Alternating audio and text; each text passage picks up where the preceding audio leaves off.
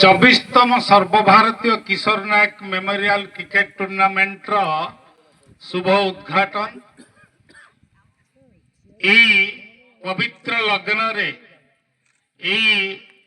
पवित्र मुहूर्त रे आम ए टूर्नामेंट को आज उद्घाटन करने आम गहन रे उपस्थित थिले आमर लोकप्रिय सांसद श्रीजुक्त अभिमन्यु सेठी महोदय एवं आमर अति आपणार जिलापाल श्रीजुक्त दिलीप कुमार राउतराय महोदय आम टूर्नामेंट कमिटीर सभापति संपादक एवं समस्त कार्यकर्ता एवं आज खेलर जो माने खेल परिचालना करिवे दुई अंपायर एवं उपस्थित थिले आमर आजिर जो प्रतिद्वंदी दुई दल से माने आसी उपस्थित हो जाइछंती।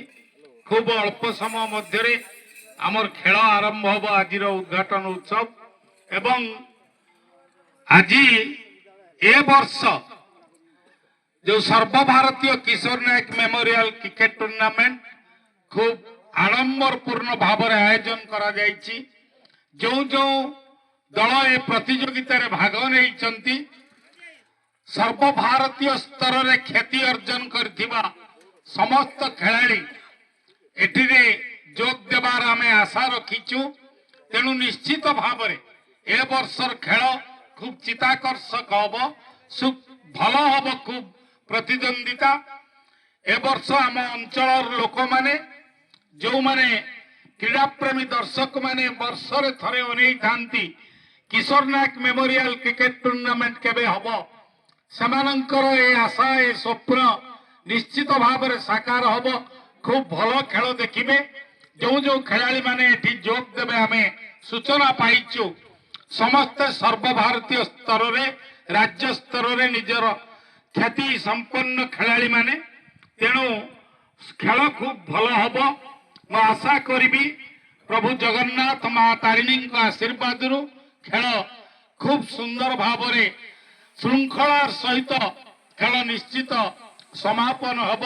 से प्रभु जगन्नाथ को एवं माँ तारिणी को मो आशीर्वाद भिक्षा करुछि टूर्नामेंट कमिटी तरफ एवं वर्तमान आमर जे ए खेल रे एंकर हिसाब रे खेलर संयोजना दायित्व एवं विभिन्न प्रचार प्रसार दायित्व रे अछंती आमर ए टूर्नामेंट कमिटीर जड़े सक्रिय सदस्य अन्यतम गुरुत्वपूर्ण दायित्व रे थिबा प्रमुख सदस्य श्री तपन कुमार मजुमदार को निवेदन करी ए उद्घाटन पर्व को परिचालना करने।